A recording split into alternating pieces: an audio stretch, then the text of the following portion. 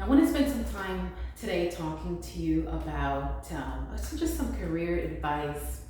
And in this video, you're going to learn 5 key points that will support you with either starting out your career or maybe if you're thinking about switching careers and what things that you can do to position yourself for success.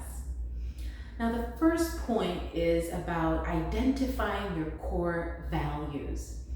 Identifying your core values is so important because at a subconscious level, we make decisions based on what matters most to us.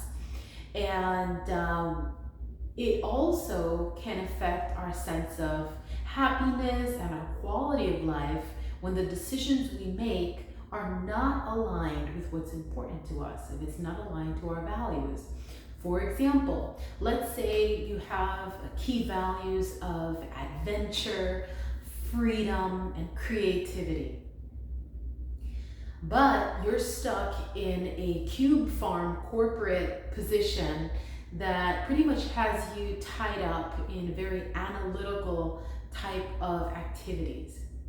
Do you really think you're going to be happy in the long term?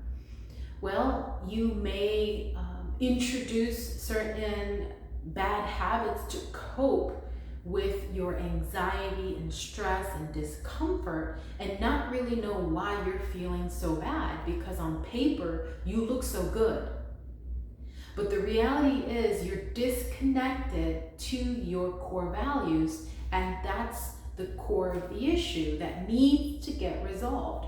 So spare yourself all of the heartache and the issues and troubles that come with misalignment and get very clear with what your values are and the priority of those values. Okay, so for instance, when I was in my 20s, my values were those. It was adventure and travel and creativity and freedom. And so after a series of positions, I realized that the position that actually made me the most happiest was the one that I was able to travel to different countries and different states, because at that time, that was the priority. I didn't have, a husband and children. I was single and I had that freedom and I was curious. And so I learned so much with being a consultant, an IT consultant, and also as a marketing manager, traveling as much as I did. However, I wanted to point out that the priority of our values change and shift over time. For instance, now I'm married and I'm a new mother, and so I'm looking for that sense of stability and structure.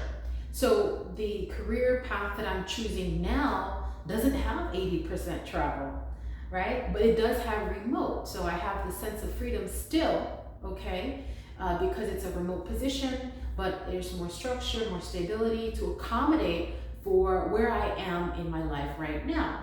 So consider that too. Typically values don't change, but the priority of your values do change. Now, does it mean that now that I'm 40, I don't have an interest in being creative and I'm not interested in adventure? Absolutely not. See, these are core values that stay with you during your life. But the way you serve that value and the way you ensure that you have a comprehensive and holistic life, you want to make sure that you nurture those values through other ways. So my sense of creativity and adventure are served with evening Zumba classes, all right, where I get to dance and enjoy that through my, I have a gym membership and they have Zumba, so I get to dance, so that's fun, that's my adventure. We also have family trips that we book in advance, okay, and I do go to conferences still. I try to do that maybe once a year, twice a year. So I do incorporate different things, and I'm also interested in taking drawing and art class in the evening, so I could continue to nurture that sense of me that still is important but has taken on a different priority, so I can reevaluate how I address my needs. So again, think of that in terms of your career journey. What are your values, and make sure that you ensure a high quality of life by addressing the needs that you have for each of your values. The second point I wanted to bring up in terms of your career path and journey and making decisions around that is that a career is never a straight line. It's something that in my own career, when I was younger, I always felt that my career should go through A, B, C, and by this age I want to achieve that, this, and the other. And I was so frustrated when this wouldn't happen. But now, because I've done so much inner work, I've realized that, career paths don't go in a straight line, because, straight lines are a man-made construct. The architecture we see and different things we see in life have these straight lines, but that doesn't exist in nature. What exists in nature? There are more curvatures. Think of the Fibonacci sequence and the golden ratio. This is how the plants, animals, life itself has been designed and structured through the sequence that's more of a curvature, not a straight line. In fact, our star systems are also designed with the Fibonacci golden ratio sequence. Okay, so everything in nature, and you're not separate from nature, you're very much a part of nature, and so your life will also go through this sequence. So when you see your career moves that you may at the onset think that these are lateral moves, or maybe you're stepping back a little bit, don't think of it in terms of that. Be more self-aware and sensitive to the fact that life doesn't go in a straight line, and a lot of times what seems to be a detour is really going to support you to gather the skills and the qualities you need to refine and polish yourself so that you do get to that end state in a graceful way, and in a way that arms you with everything that you need to be successful when you get there. Okay, so take for instance students that decide to take a gap year between high school and college.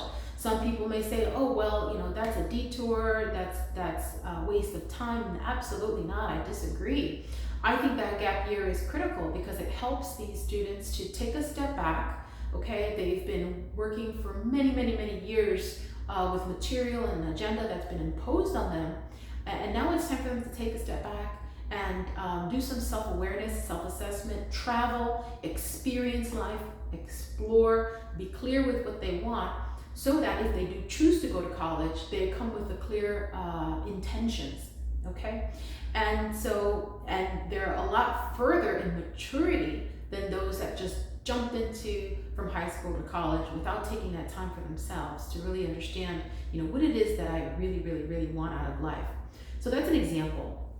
The third point that is important as we consider career journey is, you're going to change. And the person you were at 20s is a very different person and needs in your 30s and in your 40s. And so to put it in perspective, those millennials in their 20s, your needs and your wants and what's important to you is very different than when you were 10 years old, right? Just a decade earlier. So that really, and it's being facetious, but I really, really want to bring out the point that that's a clear indicator that when you're in your 20s, your needs and wants and priorities are extremely different than when you're in your 30s and when you're in your 40s and when you're in your 50s. You will change throughout the course of your life. And so don't get frustrated if you, for instance, decided in your 20s that you wanted to be an accountant, and that's going to make you happy because your grandmother or your grandfather were accountants and you're continuing that. Well, when you're in your 20s, you really don't have much of a foundation or a basis to go by. So a lot of times you're going to emulate what others people do that around you. But as you grow in maturity and you gather experiences, maybe in your late 20s or early 30s somewhere, you realize actually that's not what I want. When you get to that point, don't get frustrated. And if I'm speaking to someone in their 30s, you might, if you resonate with what I say, we're on the same page here, because that's what happened. I turned back in my 30s and says, how come I'm not happy with this career? What's wrong with me? Well, don't worry. You've changed. That's natural. It's normal. So reassess every so often and ensure that your career is lined up with who you are now, who you're becoming. Life is a process of becoming. There's no stagnation. Especially with millennials, your career path is going to look a lot different than your grandparents, because your grandparents come from that baby boom generation where they entered into a career and that was it. That's what they lived with all their life, through to retirement with a golden watch. Well, guess what? Times have changed. We need to continue to reevaluate ourselves, make some self-assessments, and adjust. And it's okay to change. So maybe in your 30s you realize, actually, I'm not interested in being an accountant anymore. I want to be a graphic artist, a graphic designer, and make some impact with more aligned with my values now. Okay, don't sit there frustrated. Look to see what courses are out there that you can get some training on, maybe do some side work on the side to position yourself as you continue to evolve, and get some experience under your belt to see if that's actually what you're interested in. And so explore these different avenues and different areas of your life. You don't pigeonhole yourself into one thing, because those days are far, far, far behind us. We want to continue to appreciate the fact that we will change and our careers will also evolve as we become. Okay? So the other point I wanted to bring up is you are the company you keep. So you are the average of the 5 people, for instance, around you. So think about what the people you've been hanging out around the last couple weeks. Okay? Think of, so write their names down and write down what their careers are and maybe 3 key personality traits that they have. Take a good look at that document and that paper that you wrote, and see that reflected back on you. Does that reflect who you want to be, or who you need to become in the process to get there? If not, then it's time to introduce the people and that network and that community that's really going to support you to be the best version of yourself and to get to that next level. Sure, that may mean reducing the time you spent with others, setting healthy boundaries, and getting out of your comfort zone. In my case, for instance, as a project manager, I wanted to surround myself with a network of project managers. So I researched an association for that profession, the Project Management Institute, which has monthly dinner events here in this area. And so I attend, and I have met and broadened my network with like-minded people. So for instance, if you're interested in being a doctor, a lawyer, a graphic designer, getting in IT, surround yourself with those people. And when I ask, or other people ask, who are the 5 people you're surrounding yourself with, that they do reflect the mentors and the coaches and the associates that reflect who you want to become and who you're becoming. Okay, so that is going to support you to get to that level of success that you want to achieve. The Book of Wisdom says bad associations spoil useful habits, and that couldn't be any further. It's right. It's spot on. It is very true. If you associate with people that are not reflective in who you want to be, then you're setting yourself up for failure. And that may sound harsh, but it's true. And you know what? Life is that way. So it's time to level up and make some tough decisions. The other point I wanted to make is just get out of your comfort zone. So, this past weekend, I went to the Science Museum, took my kids there, and there was a display on the brain. And there's one key element that I thought was interesting I wanted to share with you. It's about neurogenesis. Neurogenesis is a process of creating new neurons in our brain. And you know how we create new neurons in our brain?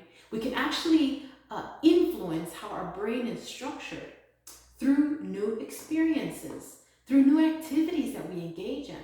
So that's why I'm telling you, get out of your comfort zone when it comes to career and explore different avenues available to you. For instance, let's say that you realize that corporate America is just not for you, it's not aligned with your values, it doesn't resonate with you, and you don't feel like you can compete in an equal standing and footing with your peers.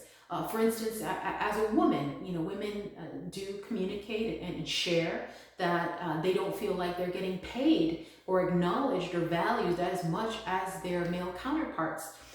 I've been in corporate America for about 20 years and I can attest that I agree with that. But do something about it. Stop trying to climb up someone else's ladder. Climb up your own ladder.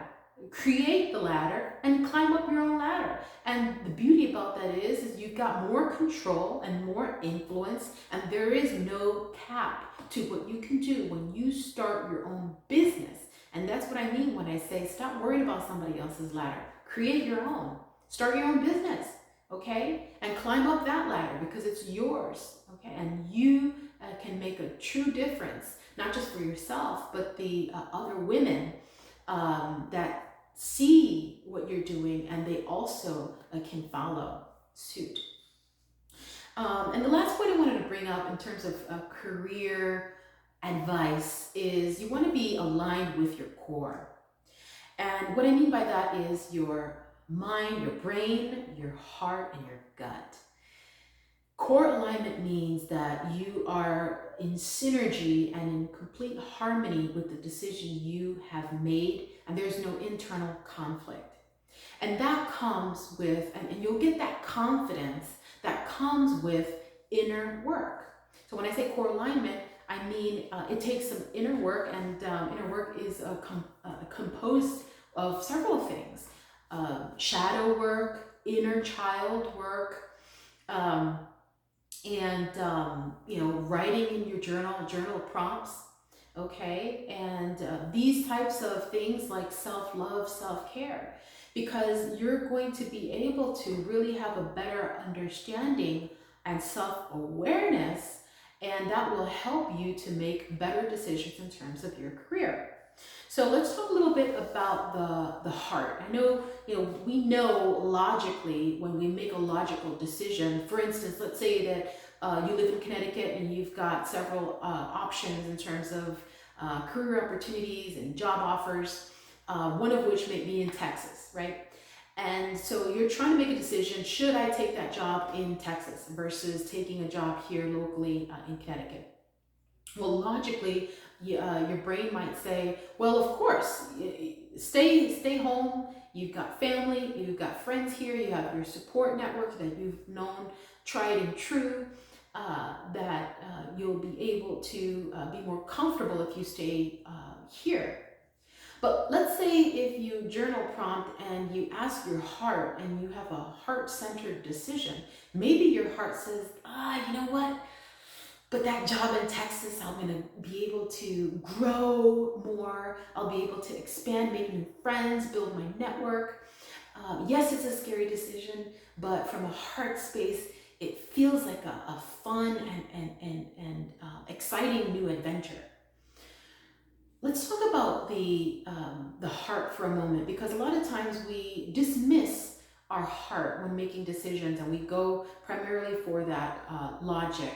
And it makes sense that we do that. We are in a patriarchal society, and so that's going to happen. But let's listen into a few key elements of the heart that might make us think about the heart a little differently.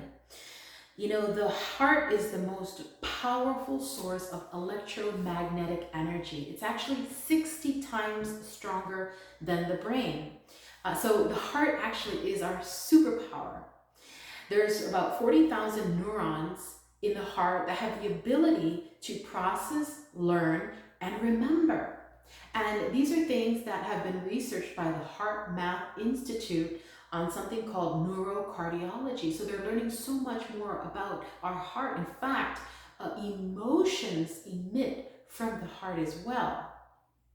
One point that I really thought was very interesting was that one of the primary resonant frequency of the Earth's field line, the resonance is 0.1 hertz. Well, guess what? That's exactly the same frequency as a human heart rhythm when we're in a heart coherent state. So our heart really is extremely powerful and can resonate in the same frequency as the Earth. That's extremely powerful. So when they say you memorize something by heart, take heed to that old proverb there, because there's something to it. Okay, and so take a heart-centered approach to your decision-making process and listen to your heart and what it has to say, and journal write specifically on what your heart says. So now let's talk about the gut. Have you ever heard of people say that gut feeling, or trust your gut, or do a gut check? Well, we're going to go ahead and do a gut check on your career decision and journey. Make sure that it resonates with you. Did you know that the gut is called by medical experts in their field the second brain? And that's because it relies on the same neurons and neurotransmitters found in the central nervous systems. In fact, there's about 500 million neurons in the gut. Can you believe that? And really, to put things in perspective of how much space it takes up in our bodies, the small intestine alone, if you were to stretch it out, it's about 23 feet. So the size of a football field. And our large intestines are about 5 feet long, the width of a queen-size bed. So that takes up a lot of space in our body. So it's interesting to not ignore it and to pay attention to those gut feeling. I will say that there's been a lot of research on gut health and the importance of having a clear and clean gut for our overall health, including our brain health. So take some time to take heed and do some cleansing. On average, the average person has about 5 pounds of waste in their body at any given time, waste from the past. So we're lugging around old stuff. So clear that all out, clean your gut. Okay, get your gut health right so that when you make that decision, you're coming from a clear and centered space. Okay, and so journal prompt from your gut, and get clear with what that gut feeling really is. So for example, going back to our example there on making that decision to move to Texas, maybe your gut says, do it. Move to Texas, but be careful. Make sure you have enough savings to make sure that you have a comfortable lifestyle when you do get there. Plan your journey, right? Map things out. Maybe travel there before you accept the position, so you kind of get a sense of the community. Okay, maybe that's what your gut is telling you. And so this here, by getting aligned with our core, with our brain, our heart, and our gut, now we're able to get some feedback, self-aware, with self-reflection internally. No one's going to know what's best for you or best for your life purpose than yourself. So, when you go off and ask other people for advice, most people are disconnected to themselves. How do you expect them to be connected to your purpose if they're not even connected to themselves? They're not doing the inner work that you're doing. If you're watching this video, it's because you are doing your inner work and you're in that journey, either beginning, in the middle, or very mature in your inner work journey. Okay, so I encourage you to continue that with this core alignment. And I will say, after you do those 3 journal prompts on core alignment, go a step further and connect with your higher self. What do I mean by that? Okay, you're going to want to do prayer and meditation. So prayer is speaking to God, meditation is listening to God. And to be clear, let's define what you're praying to, right? So many people pray to the universe. And so guess what? The universe is just a creation. It's like a blade of grass. It's like a tree. And so you don't want to pray to a creation. You want to pray to the creator. You know, a universe is like a house. You know, you don't pray to the house you live in. You know, the house it houses you and everything in it. It's just a storage, a space. The scriptures say that there's many abodes. So there's many houses. So there's many universes. Okay? So go ahead and stop praying and paying so much attention to the house and pay attention to the architect of the house, the designer of the house, the builder of the house.